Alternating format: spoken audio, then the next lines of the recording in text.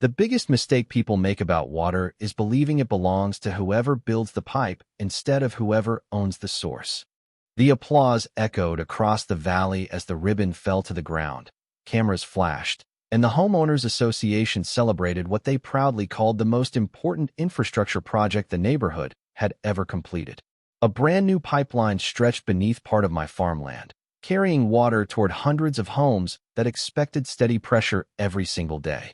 Engineers shook hands with contractors. Local officials smiled for photographs.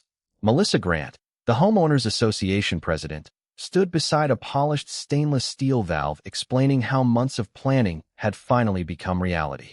Less than 10 minutes later, every smile on that construction site quietly disappeared. One engineer stared at a pressure gauge mounted beside the main control station and frowned. Another checked a digital flow monitor before looking toward the hills above the valley with visible confusion. Numbers that had been perfectly stable only moments earlier were steadily falling. Radios crackled.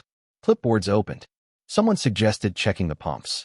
Someone else blamed trapped air inside the new line.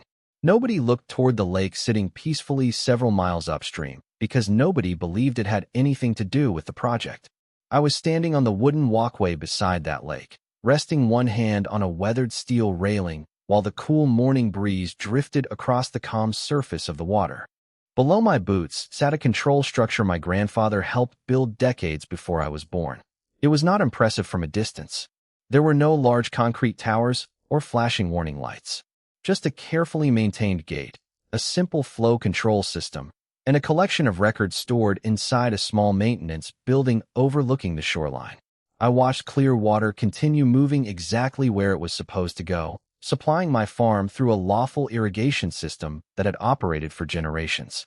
Everything around me remained perfectly normal. The only difference was that someone several miles downstream had finally realized their calculations depended on a source they had never bothered to investigate. My name is Nathan Brooks, and my family has owned this farm for longer than most people can remember. Every fence, pasture, irrigation ditch, and tree line tells part of that history, but nothing has ever mattered more than the lake resting quietly above the property. My grandfather purchased the surrounding land because he understood that controlling reliable water meant protecting the future of every acre below it. My father spent decades maintaining the dam, preserving every inspection report, permit, engineering drawing, and recorded water right inside carefully labeled filing cabinets. When responsibility eventually became mine, I continued exactly where he left off because I believed documentation deserved the same attention as the land itself. That is why I immediately recognized something unusual the first time survey crews appeared near my eastern pasture months before the ribbon-cutting ceremony. Bright orange stakes marked a proposed utility corridor. Construction equipment arrived. Contractors measured elevations. Heavy machinery crossed temporary access roads. Yet through all those weeks, nobody knocked on my front door to discuss the one subject that mattered most. They talked about pipelines, easements, construction schedules, and neighborhood growth. Not a single person asked about the lake feeding the entire watershed.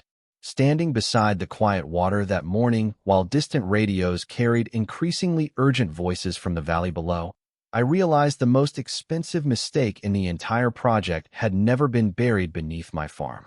It had begun the day someone assumed a pipeline could control water without first understanding who legally controlled where that water began. The lake never felt like a separate piece of property. It was simply another part of the farm, as familiar to me as the weathered red barn or the rows of oak trees lining the western fence.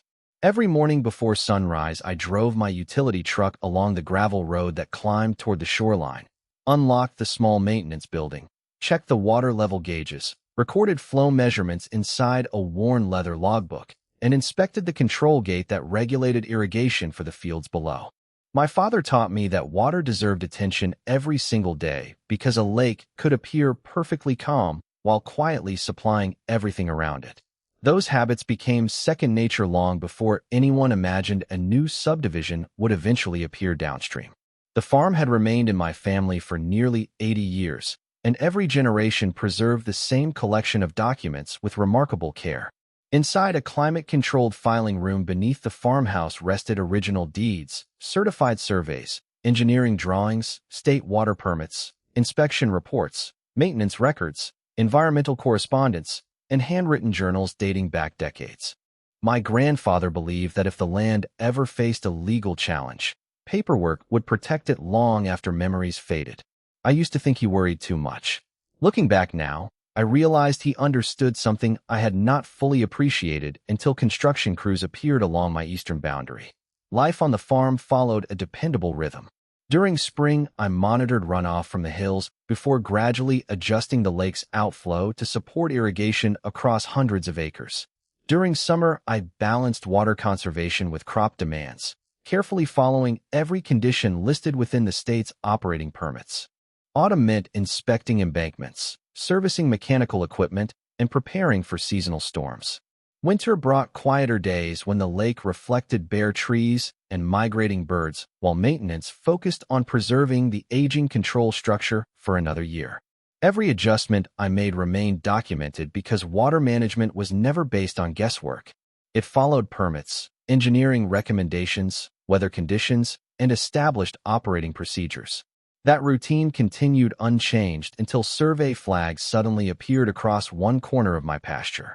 Bright orange stakes stretched through the grass in nearly perfect lines while unfamiliar pickup trucks arrived carrying contractors, engineers, and construction supervisors.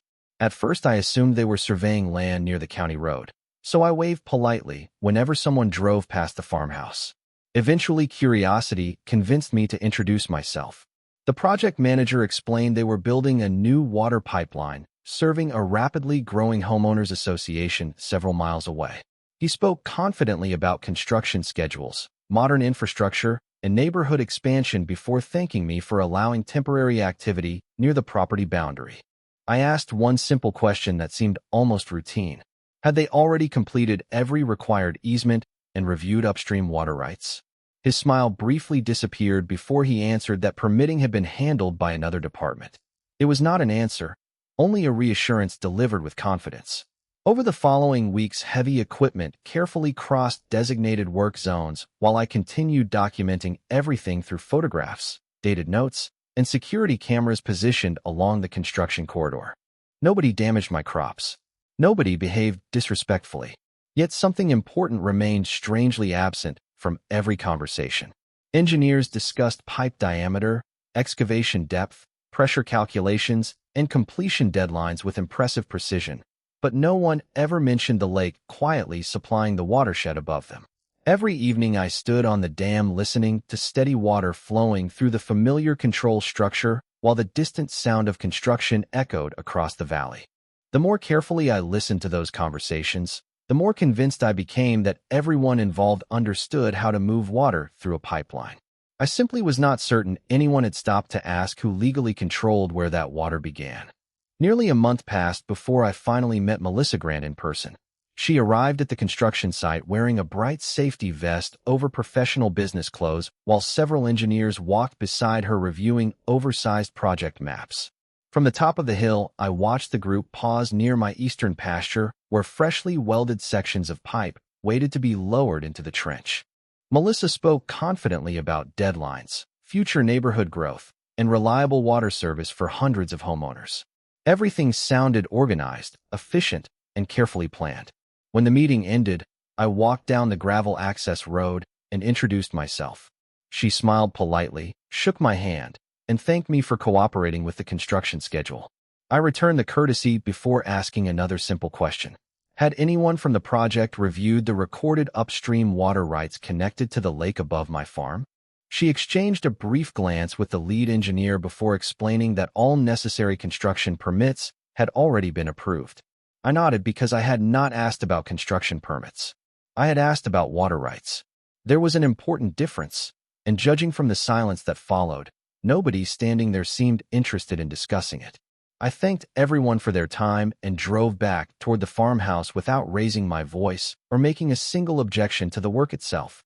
Instead, I opened the filing cabinets my father had carefully maintained for decades. One by one, I removed certified copies of the original deed, recorded water allocation agreements, historical engineering reports, state operating permits, watershed maps, easement records, environmental correspondence, and inspection certificates documenting every significant improvement ever made to the lake and its control structure. The collection filled nearly an entire conference table inside my office. As I reviewed each document, a clear pattern emerged. Every legal record consistently identified my family as the lawful owner and operator responsible for managing the upstream reservoir and its controlled outflow according to state regulations. The permits did not give me unlimited freedom over the water. They required careful operation within established legal limits, environmental standards, and seasonal management guidelines. That responsibility also meant nobody else could simply assume continuous access to the lake's controlled discharge without addressing those existing rights. Rather than contacting the homeowners association again, I hired an independent land surveyor and a professional water resources engineer to review everything from the beginning. I wanted experienced specialists to examine the property boundaries, watershed maps, hydraulic flow diagrams, and recorded legal documents without knowing my personal opinions. Over the following 2 weeks, they inspected the dam, measured elevations, reviewed archived surveys, and compared current construction drawings against public records. At the same time, I expanded the security camera coverage along the construction corridor, adding additional viewpoints overlooking equipment staging areas and temporary access roads. Every evening, I organized photographs by date, recorded weather conditions, logged visible construction progress, and stored digital backups on multiple hard drives. Nothing I collected was intended to stop the project. My goal was simply to preserve an accurate record while allowing the work to continue exactly as planned. The more information I gathered, the calmer I became. Confidence built quietly through documentation instead of assumptions. Down in the valley, excavators continued lowering pipe into carefully prepared trenches while workers celebrated each completed section. Up on the hill, the lake reflected the afternoon sky with perfect stillness as fresh pages quietly accumulated inside my evidence binder. Watching both scenes unfold at the same time, I realized the project was moving steadily toward completion, but one essential question still remained unanswered. Everyone knew where the pipeline would carry water after construction finished. I was beginning to suspect almost nobody had verified who legally controlled the water before it ever entered that pipeline. By the time the last section of pipe disappeared beneath freshly graded soil, the project looked complete from every angle. Construction fencing came down, heavy equipment rolled away, and contractors began restoring the access roads crossing the lower edge of my farm. From a distance, everything appeared ready for a successful launch. I continued following my normal routine without interfering with a single step of the work. Every morning, I inspected the lake, recorded the water elevation, measured the controlled outflow, and entered the numbers into the same handwritten logbook my father once carried. Every afternoon, I organized construction photographs, updated my property records, and compared the engineering observations from my independent consultants with the official documents already stored inside my office. The surveyor completed his final report first. Every property boundary matched the original recorded plats. The water resources engineer finished several days later with an equally thorough analysis. His report confirmed that the pipeline itself had been professionally constructed, but it also identified one critical assumption built into the overall project. The design calculations treated the upstream water supply as though it would always remain available without accounting for the existing operating rights governing the reservoir above the valley. That conclusion did not surprise me because it reflected exactly what I had suspected from the beginning. I requested certified copies of every report, placed them beside my deed, water permits, environmental approvals, watershed maps, historical inspection records, and maintenance logs, then stored digital backups in multiple secure locations. Nothing remained dependent on memory alone. Every important fact now existed inside official documentation. A week before the scheduled activation ceremony, I received a courteous email inviting nearby landowners to attend the celebration recognizing the completion of the neighborhood water project. Melissa's message thanked everyone for supporting regional growth and described the new system as a reliable source of water for decades to come. I accepted the invitation because I genuinely wanted the project to succeed. Reliable infrastructure benefits everyone when it is planned correctly. I simply knew there was one conversation that still needed to happen before long-term success became possible. The evening before the ceremony, I drove to the maintenance building overlooking the lake. As always, I unlocked the weathered steel door, reviewed the inspection checklist, verified the condition of the control gate, confirmed the reservoir level, and compared the seasonal operating requirements listed in my state permits with the current irrigation needs of the farm. Early summer crops required a gradual adjustment in water distribution over the coming days, exactly as every previous season had required. The operating schedule had been prepared weeks earlier according to weather forecasts, agricultural demand, and environmental guidelines. I made the routine adjustment authorized under those permits, documented the exact time, recorded the flow measurement before and after the change, signed a maintenance log, and locked the building before driving home beneath a sky filled with fading orange light. There was nothing unusual about the procedure because I had performed similar adjustments countless times over the years.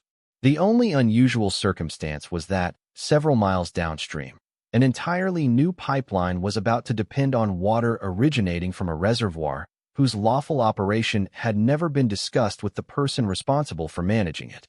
Standing on the porch that evening, I watched the last sunlight reflect across the quiet surface of the lake and felt surprisingly calm. The project had reached the point where assumptions would finally meet documentation. Whatever happened next would not be decided by opinions, speeches, or celebration photographs. It would be determined by recorded deeds, established water rights, engineering facts, and the simple reality that every successful system must begin by respecting the source that makes it possible. The activation ceremony began exactly on schedule beneath bright summer skies.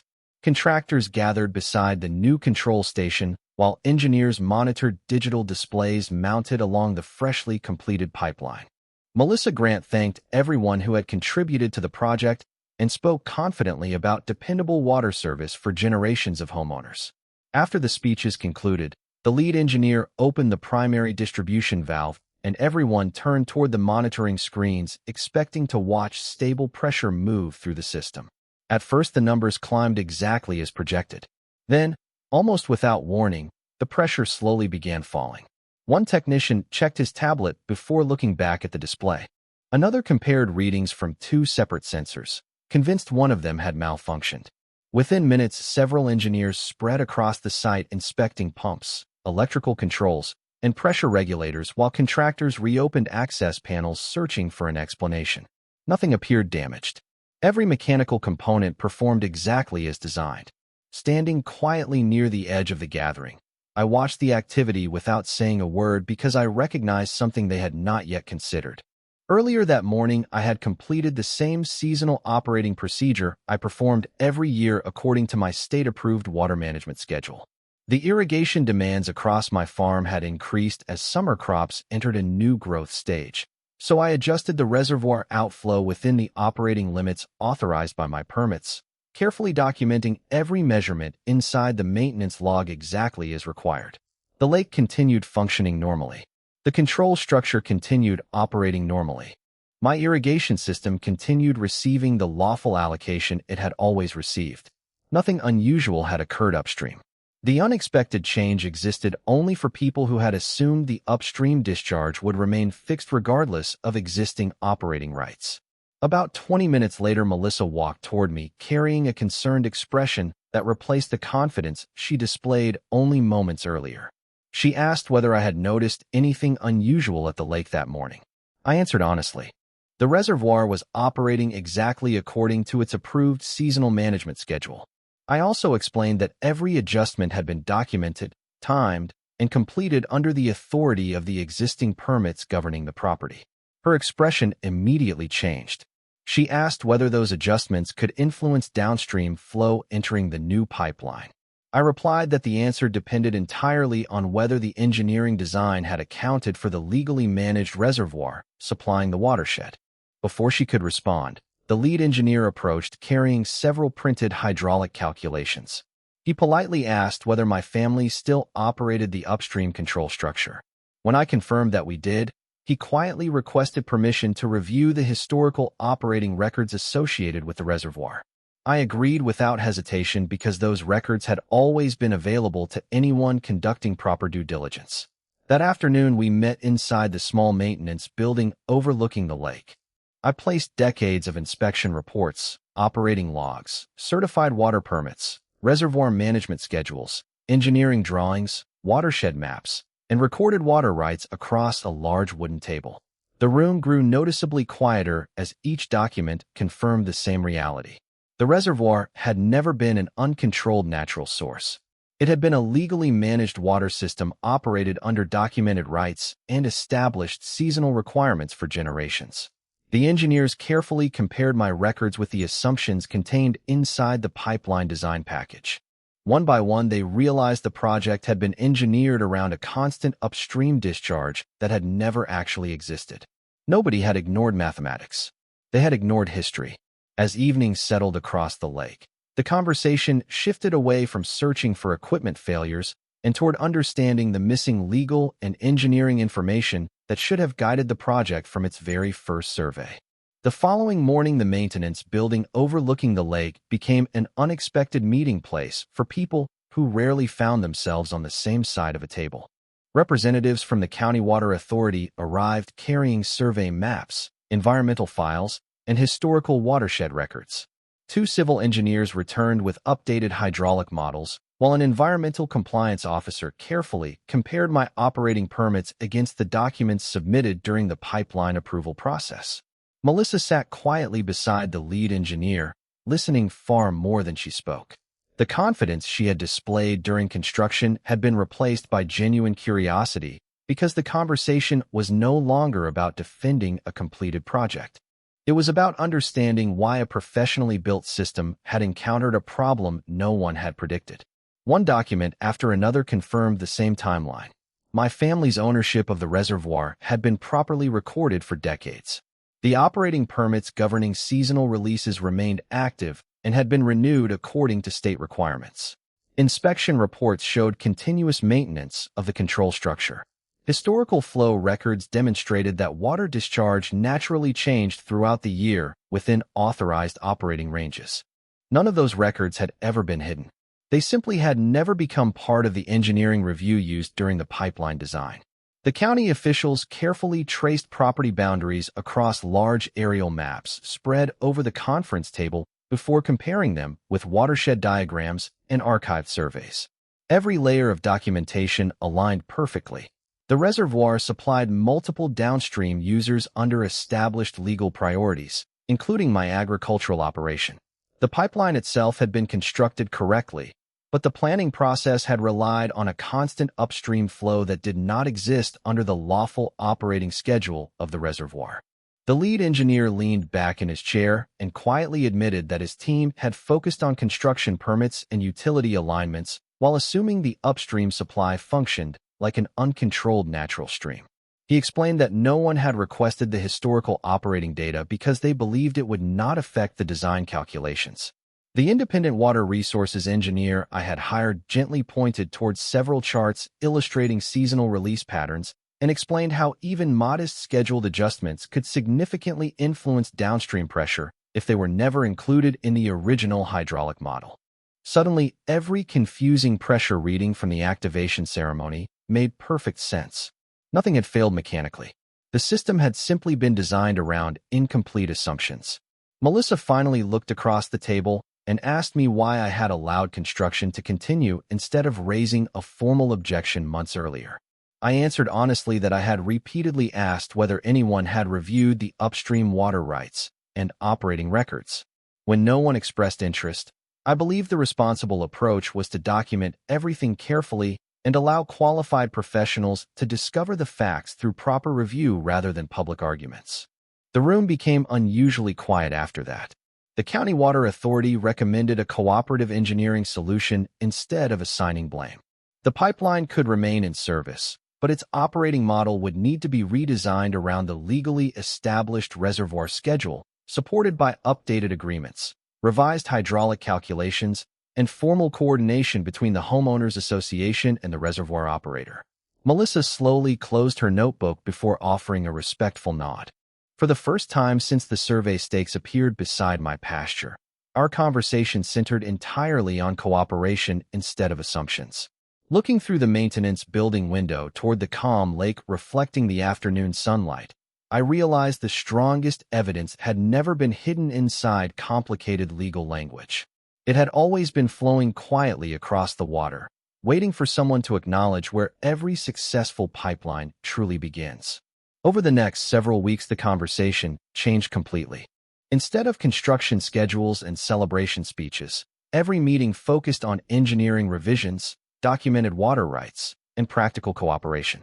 The County Water Authority organized a formal review with the project engineers, environmental specialists, attorneys representing the Homeowners Association, and my independent water resources consultant.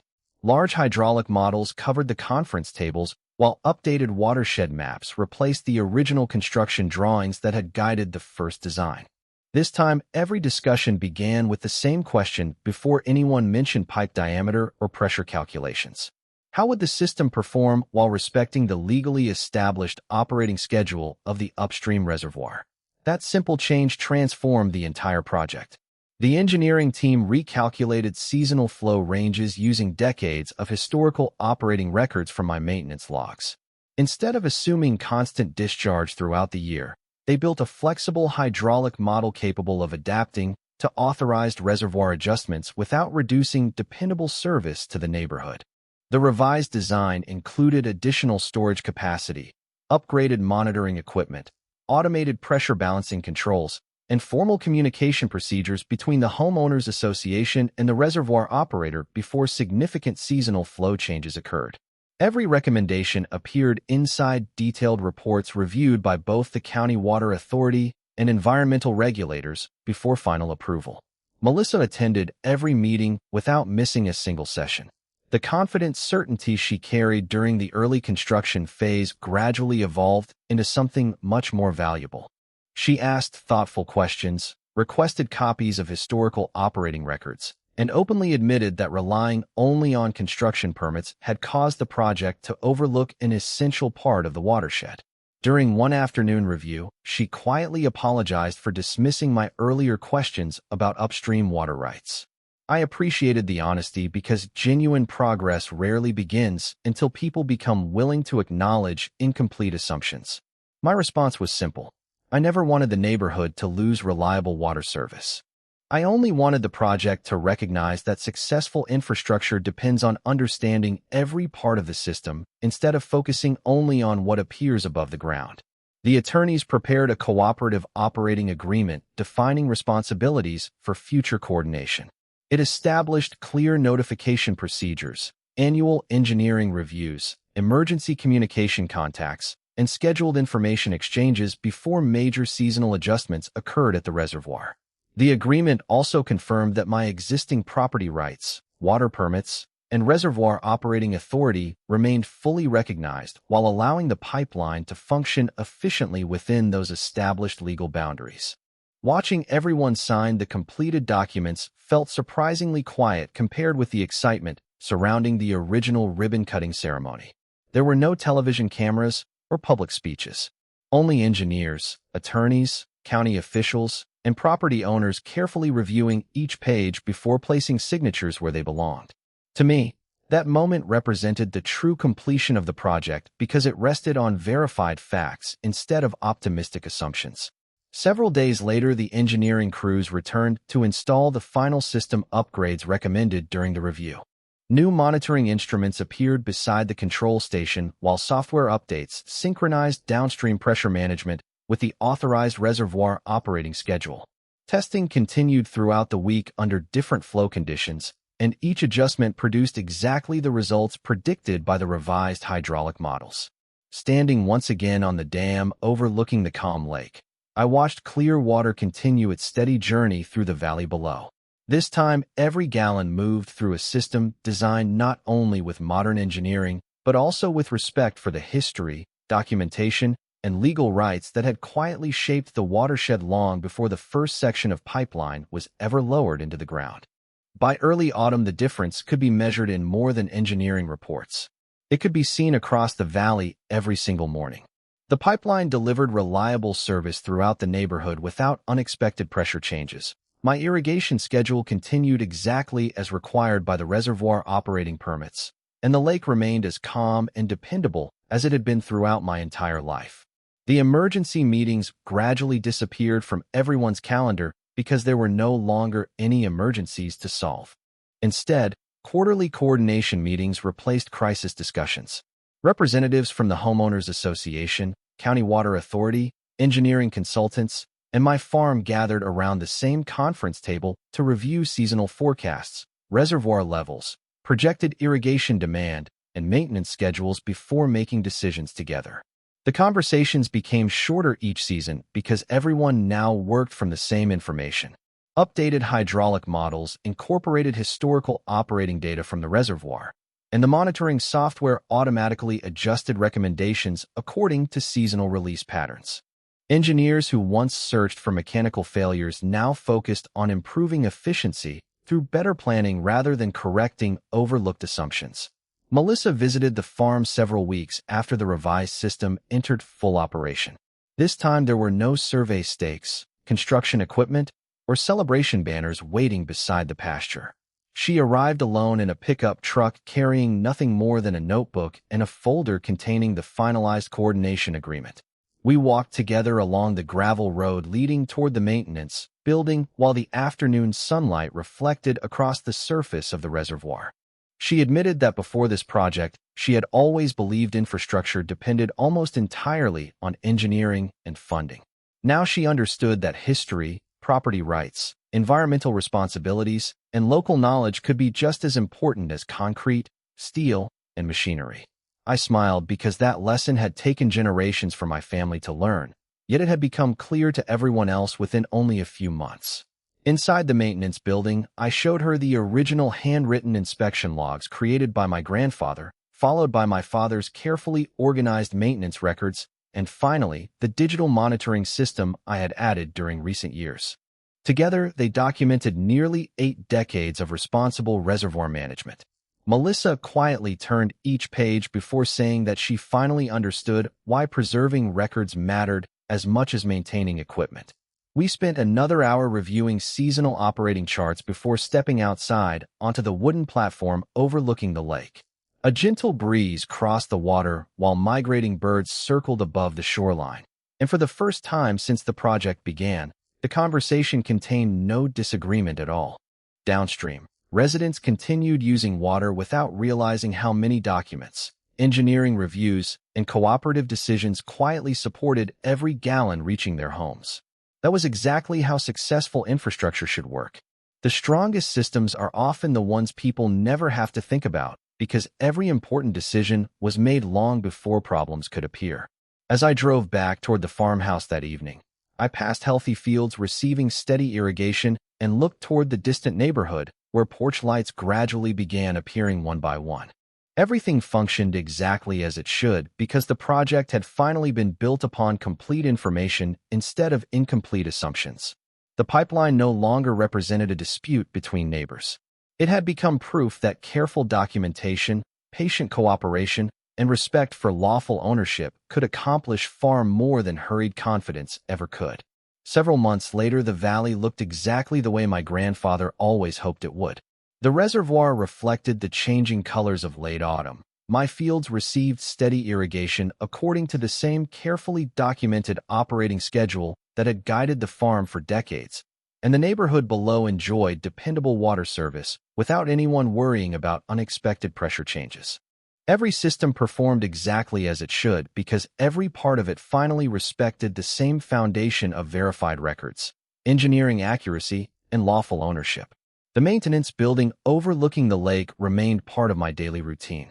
Each morning I unlocked the familiar steel door, inspected the control equipment, recorded water levels, reviewed weather forecasts, and entered another page into the operating log. Some people might have considered those routines repetitive, but I understood they represented something much larger than ordinary maintenance. Every measurement protected not only my farm, but also every family, depending on the water flowing downstream. Responsibility had always traveled farther than the shoreline. One cool afternoon, Melissa stopped by the farm after attending a quarterly coordination meeting with the County Water Authority and the engineering team. She carried updated maintenance schedules and revised watershed forecasts instead of construction plans or legal questions. Together we stood on the wooden platform overlooking the lake, while a gentle breeze carried ripples across the water toward the control structure below. She smiled and admitted that she now viewed the reservoir very differently than she had during the first weeks of construction. Before this experience, she saw only a quiet lake above a farm. Now she understood it was the beginning of an entire system whose history, permits, inspections, and operating records deserved the same respect as every mile of pipeline built downstream. I appreciated her honesty because lasting trust rarely grows from winning an argument. It grows when people become willing to replace assumptions with understanding. As winter approached, engineers completed their final annual inspection of the upgraded system and confirmed that every performance target had been exceeded. The revised hydraulic model accurately predicted seasonal changes, communication procedures functioned smoothly, and both the neighborhood and my farm continued receiving reliable water without conflict. The county officials officially closed their review with a simple statement noting that the project now reflected complete coordination between infrastructure planning, environmental stewardship, and established property rights. Reading those words reminded me that the greatest improvements were not made with excavators or concrete. They were made through careful listening and complete information. Looking across the valley one final time before heading home, I watched the water leave the reservoir exactly as it always had, flowing quietly toward fields, streams, and eventually the homes below. Nothing about the lake demanded attention. It simply continued doing what it had done for generations, supporting everyone willing to respect the source instead of taking it for granted. That was the lesson I hoped would outlast every permit, every engineering report, and every meeting held around conference tables. Infrastructure can always be repaired. Relationships can always be rebuilt. But both begin with the same principle. Before anyone claims control over what flows downstream, they must first understand where it begins. As I closed the maintenance log and locked the building for another evening, I realized I had never truly defeated anyone. The only thing that changed was that facts finally stood where assumptions once did, and from that day forward the water carried more than reliability through the valley. It carried mutual respect, shared responsibility, and the quiet reminder that real justice never needs to raise its voice when the truth has already been written into the land itself.